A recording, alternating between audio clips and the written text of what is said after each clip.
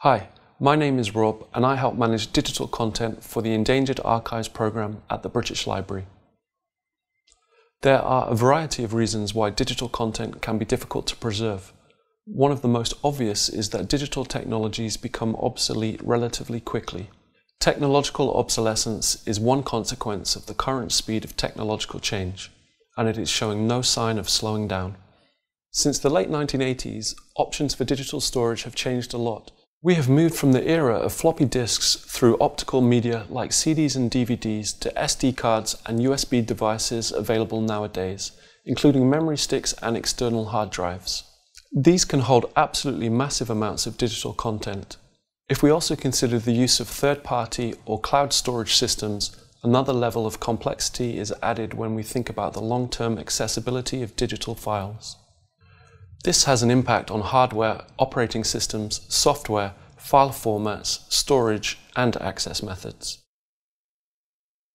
For example, Word documents saved on floppy disks in the 1980s are very difficult to access today, not only because our computers no longer have the correct readers, but the magnetic strips within the floppy disks themselves may have degraded.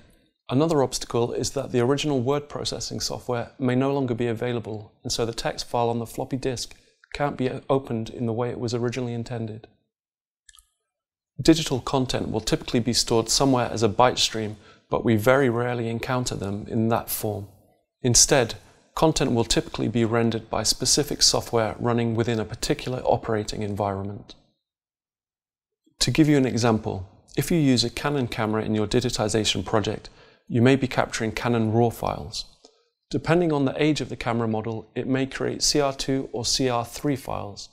This difference may cause issues if you're using old imaging processing software that cannot support CR3 files. Some of those concerns can be addressed by the consistent use of documented or standard file formats, but it is still likely that to fully understand a piece of digital content, you may need to access it via multiple programs and in many formats. A good understanding of these obstacles can help you make decisions about your own digital preservation strategies. Considering the formats you are working with, the software you are using, and the storage solutions you adopt will help preserve your collections long into the future.